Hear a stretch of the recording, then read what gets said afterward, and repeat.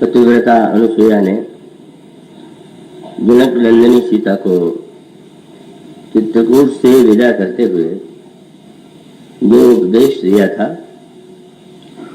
उस उपदेश की यह एक पंक्ति है। मानो भविष्य की ओर उनका संकेत था। चित्रकूट के आनंदमय वातावरण में जो काल व्यतीत हुआ था, वह तो इतना सुखद था कि जनक नंदिनी सीता को सैकड़ों अयोध्या, हजारों अयोध्या की अपेक्षा भी अधिक आनंद की अनुभूति हुई। सियमन राम चरण अनुरागा, अवध सहस सम वन प्रिय लागा। और यही वाक्य गोस्वामी जी गीतावली रामायण में कहते हैं। उनसे मानो प्रश्न किया गया, चित्रकूट की सबसे बड़ी विशेषता क्या है?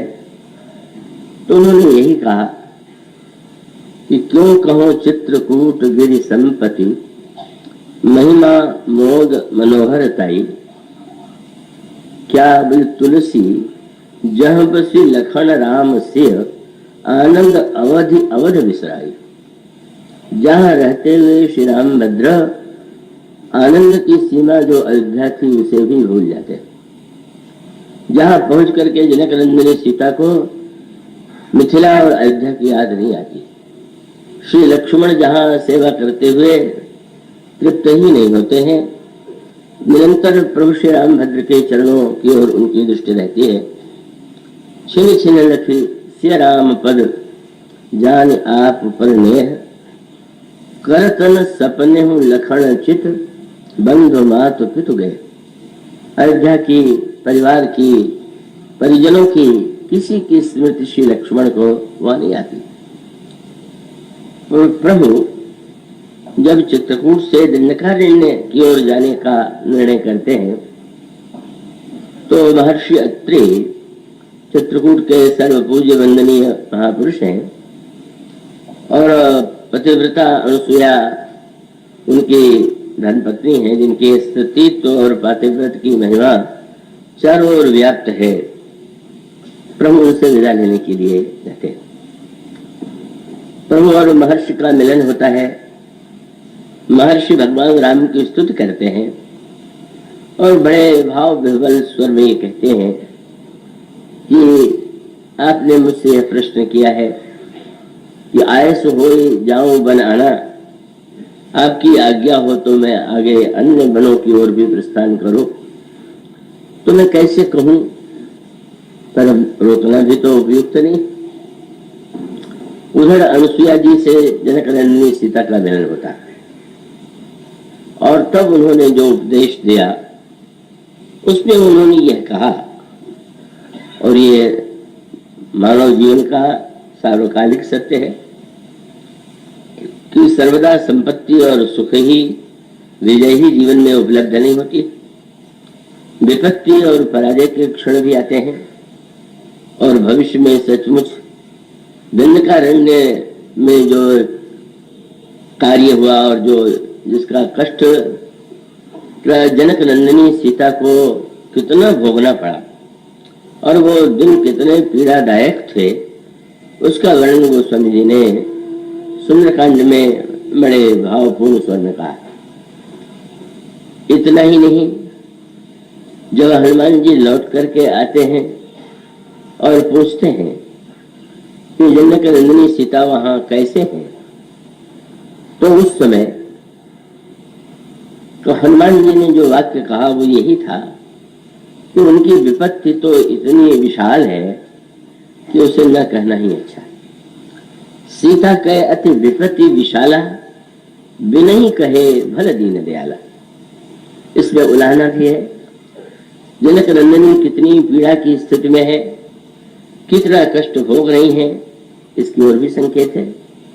और मनुष्य का अभिप्राय यह भी है कि यदि मैं जनक नंदिनी सीता जो कष्ट, वहां जो विपत्ति भोग रही है, उसका वर्णन यदि मैं इन सबके बीच में, सभी बंदर घिरे हुए हैं, और मैं यदि सुनाऊं तो शायद उसका उपयुक्त प्रभाव नहीं पड़ेगा।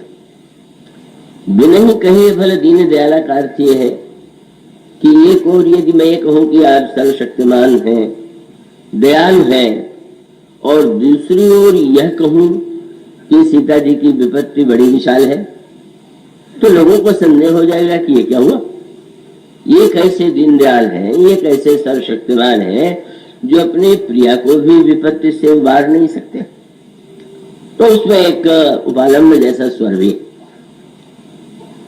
और एक क्षण के लिए भगवान राम उसे सुन करके विचलित जैसे लगे, और उन्होंने हनुमान जी से यह प्रश्न पूछ दिया कि तुम कह रहे हो कि सीता की विपत्ति बड़ी विशाल है, तो यह कहा जाता है कि जो व्यक्ति मन वचन कर्म से मेरा भक्त होता है उसके जीवन में कभी विपत्ति नहीं आती। तो एक और जनक नंदिनी की जो भावमयी स्थिति है, जिस तरह से वे मेरे स्मरण में निरंतर तल्लीन, और उसके साथ साथ जब तुम कहते हो कि सीता जी की विपत्ति तो बड़ी विशाल है, तो क्या स्वयं अपने आप में क्या मैं इसकी क्या व्याख्या करूं। और प्रभु बिल्कुल एक साधारण मनुष्य के समान प्रश्न करते हैं। वो प्रश्न सदा से होता है।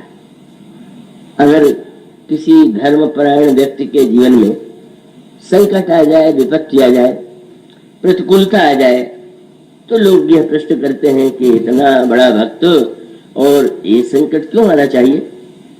धर्म के संबंध में भी कोई यदि धर्मपरायण हो और धर्मपरायण व्यक्ति के जीवन में प्रतिकूलता और विपत्ति आ जाए, तो भी यही प्रश्न लोगों के अंतःकरण में उदित होता है कि क्या धर्म का यही परिणाम हो सकता है, होता है क्या। तो भगवान राम के वाणी से भी वही प्रश्न आप वहां पर पाएंगे।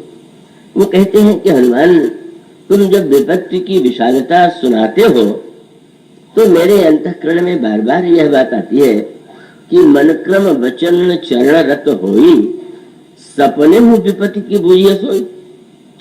जिसका मेरे चरणों में मन वचन कर्म से प्रेम है, जागृत की तो बात क्या, स्वप्न में भी उस पर विपत्ति नहीं आनी चाहिए।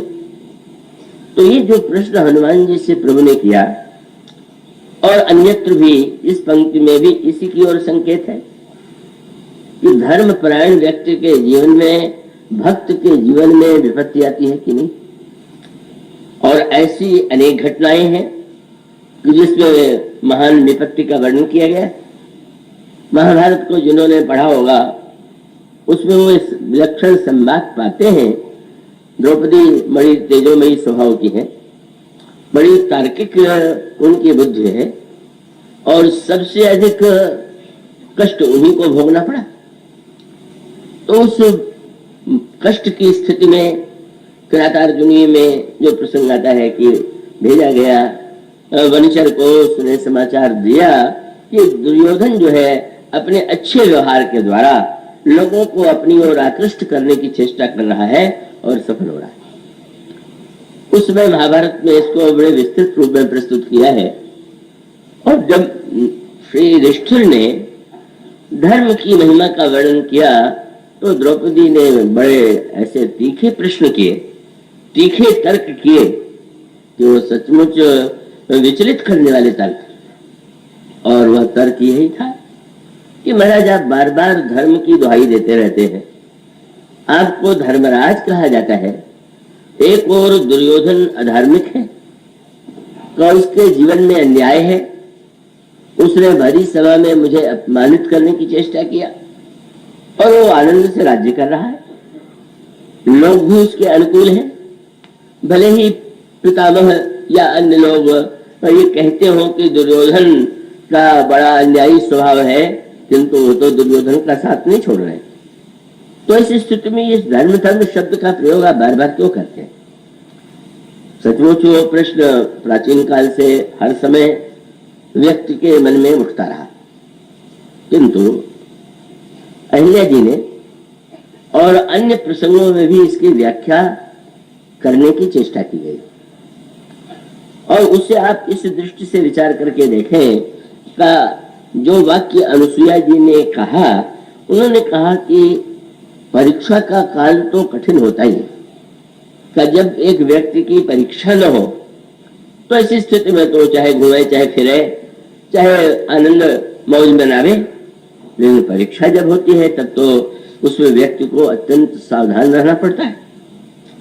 और तब उस परीक्षा के काल में जो विद्यार्थी विचलित नहीं होगा और बिना विचलित हुए प्रश्न को उसका ठीक ठीक उत्तर देगा, उसको यही कहेंगे कि वो उत्तीर्ण हुआ, बड़ा ये योग्य विद्यार्थी। तो ठीक इसी प्रकार से विपत्ति मानो इन चारों की परीक्षा है, विपत्ति मानो इन चारों की कसौटी है। और विपत्ति के बिना यह निर्णय करना कठिन है कि बाहर से वे जैसे प्रतीत होते हैं वस्तुतः भीतर से भी वैसे हैं क्या। और उसका अभिप्राय यह है कि एक व्यक्ति धर्मात्मा प्रतीत होता है, एक व्यक्ति भक्त दिखाई देता है, लेकिन विपत्ति काल में बड़ा प्रसिद्ध दोहा किसी संत ने कहा कि वर्षा की ऋतु में तो सड़कों पर भी नदियां बहती दिखाई देती, पहाड़ी नदियों में तो सबसे अधिक उफान और जल तो वर्षा ऋतु में ही दिखाई देता है। किंतु वो वर्षा में चारों ओर जो उमड़ता हुआ जल है, क्या ये सिद्ध करता है कि सचमुच ये जल किसी उपयोग की वस्तु है या उसका कोई कल्याणकारी तात्पर्य है। और तब उस भक्त संत ने यही लिखा, इसी प्रकार से भक्ति भाव भी भादव की नदी के समान, कितने मगन होते हैं कथा में, संकीर्तन में, कितने उन्मत्त भाव से संकीर्तन करते हैं, विह्वल होते हैं, आंसू बहाते हैं। तो ऐसा दृश्य लगता है कि ये तो भक्तों का बड़ा बाहुल्य है। और भगवान श्री राम ने एक वाक्य कहा, उस कवि ने उसको दूसरे रूप में कहा, कवि ने कहा भक्ति भाव भादव नदी तो सबे चली घर आए। ये भक्ति भाव तो भादव की नदी है, जहाँ चारों ओर जल ही जल दिखाई देता है। पर नदी कौन है? बस सरिता वो है, सराही है जो जेठ मास ठहरा। गर्मी के ऋतु में जहाँ जल हो नदी नदी है, जब बरसात में जल है तो उस जल का कोई अर्थ नहीं। और यही सत्य है। इसका भगवान राम जब लक्ष्मण से कहते हैं तो बड़ी अनोखी बात उन्होंने कही। उन्होंने कहा भक्ति जो है वो बरसात की वस्तु नहीं, तब कौन सी है? उन्होंने कहा शरद ऋतु में जैसे वर्षा कभी भूले भटके होती है, भगवान राम का वाक्य है, उनको वे कहते हैं कि कहूं कहूं। और वो वर्षा में तो बड़ी दूर दूर तक वर्षा होती है, शरद ऋतु की वर्षा बहुत दूर तक नहीं होती और वो बहुत सीमित होती है। तो प्रभु कहते हैं कहूं कहूं वृष्टि शारदी थोड़ी, कहीं कहीं शरद ऋतु में थोड़ी थोड़ी वर्षा होती है। कैसे? बोले को एक पाव भगत जिन मोरी। वो वर्षा के जल में जो परिव्याप्त है वो वास्तविक भक्त नहीं है।